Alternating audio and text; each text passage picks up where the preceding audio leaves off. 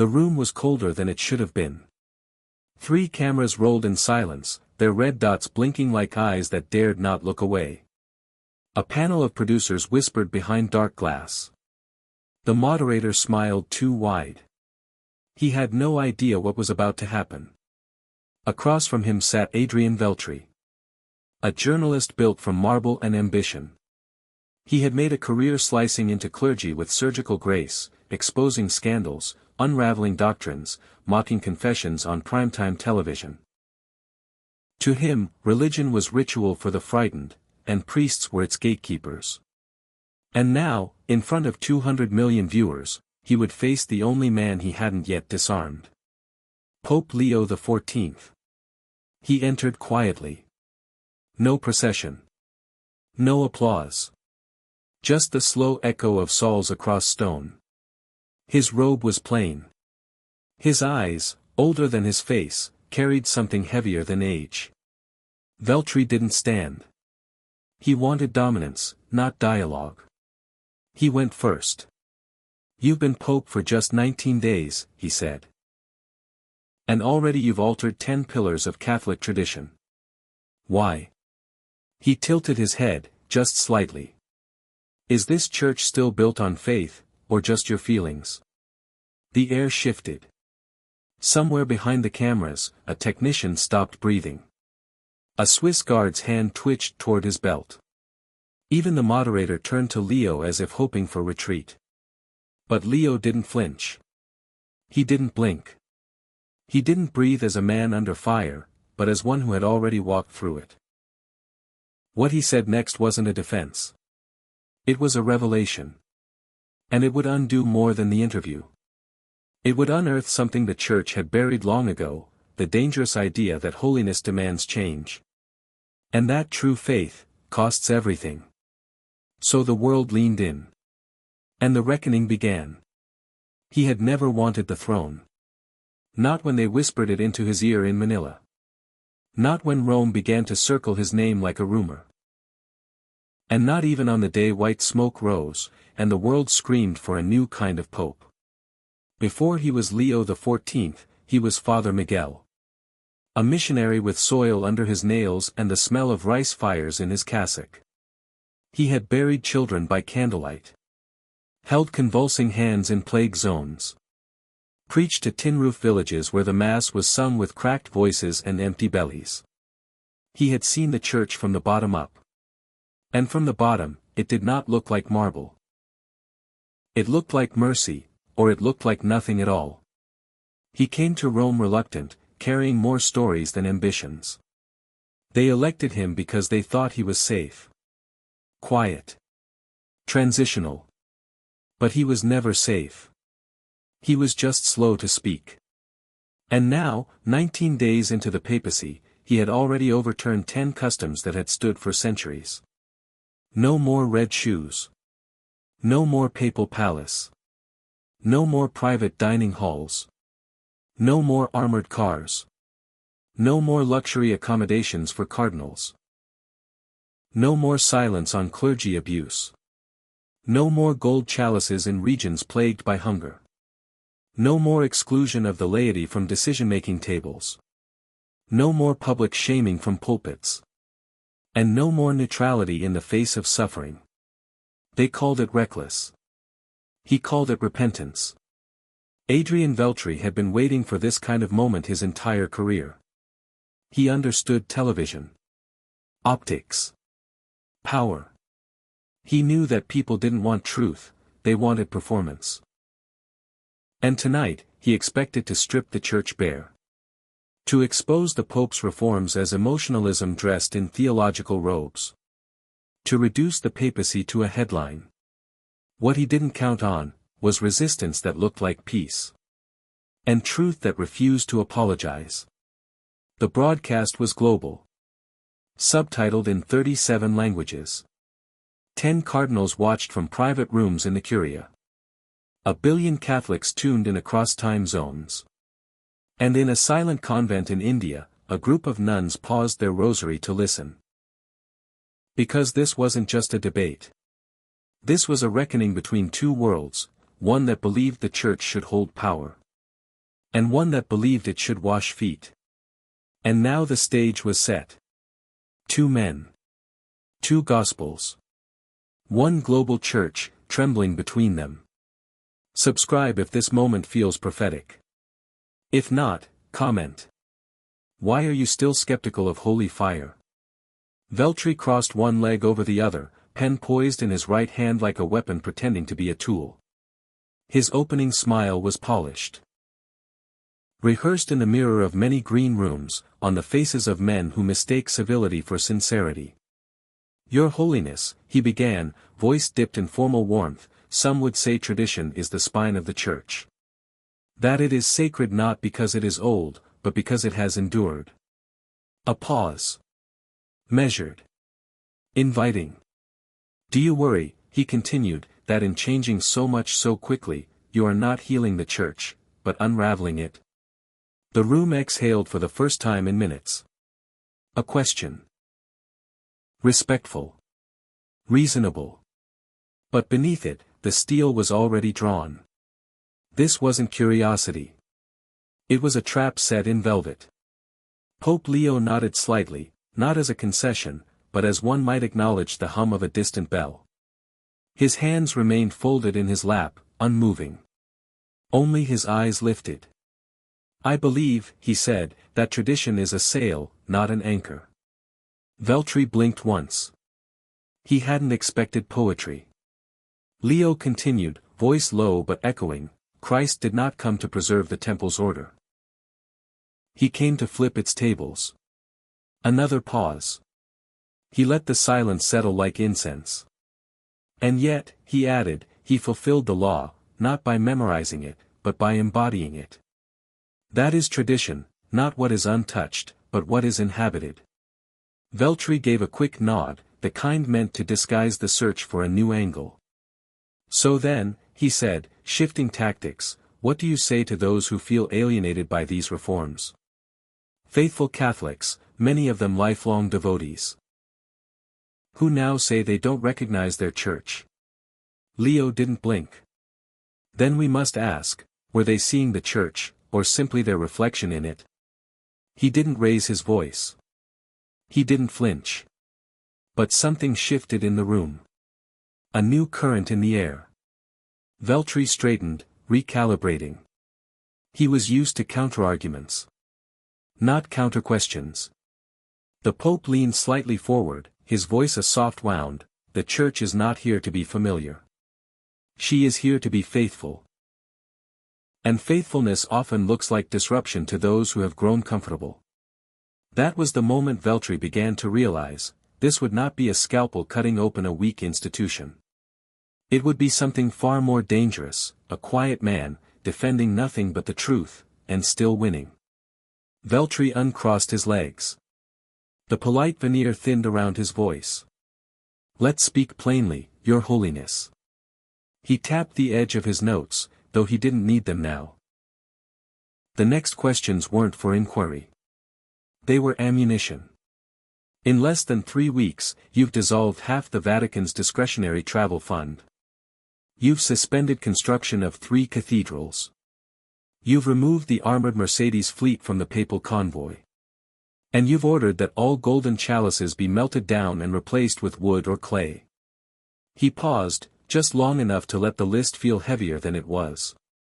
He looked up. Are we meant to believe that dismantling centuries of dignity is somehow a return to Christ? The moderator shifted in his seat. Someone behind the camera cleared their throat. The tension wasn't breaking, it was thickening. Pope Leo didn't blink. He said nothing for a full beat longer than was comfortable. And when he did speak, his voice had the steadiness of someone who had rehearsed this moment, not with words, but with wounds. I once said Mass, he began, on a plastic table, with a chipped bowl that had been washed with river water. The bread was a torn piece of cassava root. The wine, boiled hibiscus. His hands, folded neatly in his lap, remained still. Behind me, he continued, was the body of a child we could not afford to bury. He had died of dehydration. His mother was beside him, singing the Our Father through her weeping. He turned, ever so slightly, toward the camera. I did not miss the chalice that day. I missed clean water. I missed a doctor. I missed the weight of a church that could have helped, but didn't. Veltri tried to speak, but Leo didn't stop. You say I've stripped the church of her dignity. But tell me, what is dignified about gold that does not feed? Cathedrals that echo while stomachs groan? Vestments stitched in silk while wounds go untreated? His tone never rose. But the ground beneath the room seemed to tilt.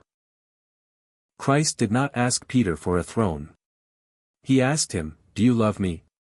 Then feed my sheep." A murmur rose in the studio, too soft to call a reaction, too real to ignore. Veltri's fingers tightened around his pen. Leo finished, "If the church must choose between being adorned and being a servant, then let her be barefoot." That was not a quote. That was a funeral bell ringing for comfort. Veltri leaned forward now, his voice tighter, his smile thinner. "So let's just be clear," he said. "In your 19 days, you've upended papal tradition, humiliated Vatican officials, auctioned priceless artifacts, and turned the apostolic palace into a shelter." He paused, not for Leo's answer, but for the weight of his own words. "What you call mercy, many are calling mockery." Quietly, of course. Out of respect for your office. He raised an eyebrow. "But tell me this, Your Holiness, are you suggesting your predecessors were wrong? Were they not holy? Were they not shepherds? Or is it only now, with clay chalices and broken ceilings, that the Church is finally doing God's work?" There it was. The blade unsheathed. Accusation wrapped in legacy. A strike not at Leo's reforms, but at his reverence for those who came before. A blow aimed at loyalty, meant to unravel him from within. Leo took a breath. But it was not the breath of hesitation. It was the breath a surgeon takes before cutting into rot. "I honor every man who sat in this seat," he said. "And I weep for what we have all inherited." He turned to Veltri, not to challenge, but to clarify. "Holiness," he said, "is not immunity from error. It is not measured in robes or relics. It is not preserved in silence or cemented in marble." He leaned forward, the candlelight catching the creases beneath his eyes. "Holiness is not how clean your hands are. It's how willing you are to use them. To reach. To kneel. To bleed." The silence that followed wasn't tension, it was exposure. Veltri sat back, jaw set. Leo's voice softened, but the blade only went deeper. "I do not shame those who came before me.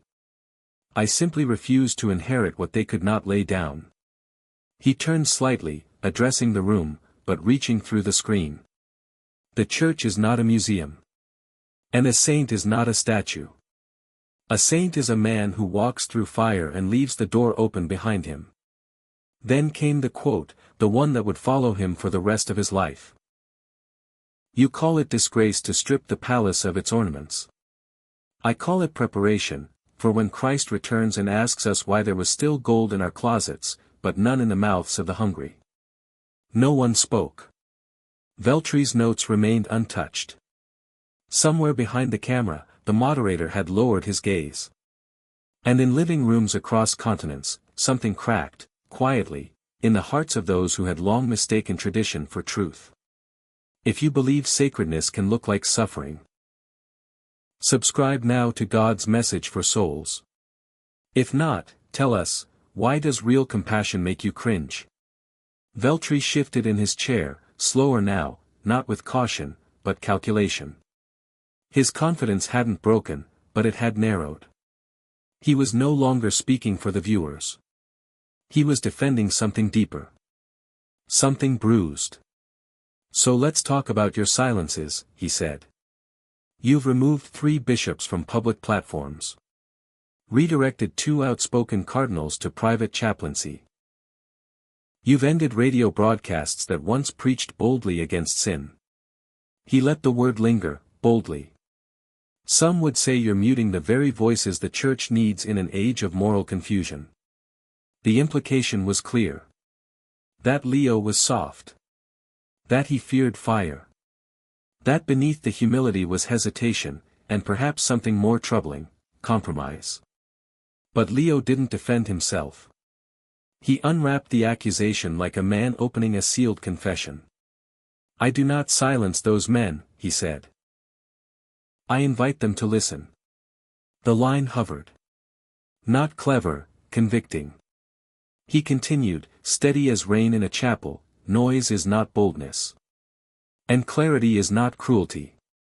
Preaching fire with no warmth does not purify, it scorches. It does not heal, it hardens." Veltri drew in a breath, but Leo kept going. There is a difference between doctrine and domination. Between shepherding souls, and hurting them with fear. That was the line.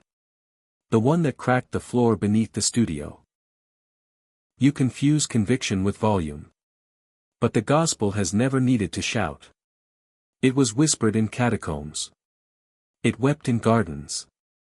It walked barefoot through leper colonies. The moment it became a spectacle, we lost the scent of Christ. Veltri's lips parted, searching for interruption. But there was no entry point. Not here. Leo turned toward the camera again. And though millions watched, he spoke as if to one. "The men I've asked to step back are not heretics. They are not enemies. They are brothers who forgot that truth without tenderness becomes tyranny." He let that settle. "I will not allow the pulpit to become a hammer. Not when the world needs a basin and towel." The room was silent. Not the awkward kind, the sacred kind. The kind where breathing feels too loud. Where eyes lower not in shame, but recognition. And still, Leo did not gloat. He dismantled not with fury, but with grief. As if every correction cost him something. Because it did. Leo's gaze lingered on Veltri only a moment longer before shifting, slowly, gently, beyond him. Past the camera lenses. Past the wires and lights. Past the polished stage and the silence that blanketed the studio. He was no longer speaking to the man before him. He was speaking to the wounded. To the priest in hiding, afraid his doubts had made him unworthy. To the mother watching from a kitchen where prayers had gone unanswered. To the man in the hotel room who hadn't entered a church in 30 years but couldn't bring himself to close the live stream. To every believer who loved the church but no longer recognized her face. He inhaled once, quiet, unshaking. "This," he said, "was never a debate." His voice carried something softer now, not weaker, but weathered. "This isn't about who wins. It's not about who's right. It's about who's willing." His hands opened, not in argument, but invitation. We are not called to preserve marble. We are called to wash feet. And if that means breaking what we built to find what we lost, then let it break. He leaned forward, and for the first time that night, his voice trembled, not from fear, but from love stretched thin over sorrow. "I dream of a church with no thrones, only tables. No gatekeepers, only gardeners. A church that walks barefoot again, not because she has nothing, but because she finally remembers who she is." There was no applause. No dramatic crescendo. Just the breathless stillness that falls when something has shifted. Not just in the room. In hearts. In memories. In those quiet, unseen places where hope had grown cold. And Leo did not push further. He did not demand agreement. He simply gave a place to begin again. "If this is the church your soul longs for," he said, "then come. Not to a building. To a way of being. To a Christ who still kneels." The cameras were still rolling, but the moment had already outgrown the broadcast. Veltri sat motionless, eyes lowered, not in defeat, but in something quieter, something closer to recognition. No more questions. No more counters. Only the sound of truth settling in the spaces where debate once tried to live. Pope Leo did not stand. He did not raise his voice, nor shift in his seat. He simply looked forward, beyond the glass, beyond the screen, beyond the noise. And spoke to the silence in all of us. What would you have said, he asked, if you had been in this room? Would you have defended the gold, or given it away? Would you have quoted canon law, or remembered Christ's hands in the dirt? Would you have held on to what was? Or reached for what could still be holy? He didn't wait for an answer. Because he knew it would come later. In the quiet. In the ache. In the strange stillness that lingers when a truth has made contact. Then came the final words, not closing remarks, but a doorway. May we be a church that forgets its throne and remembers its cross. May we trade our pulpits for basins. Our pride for hunger. Our fear, for mercy. And may we never mistake silence for peace again.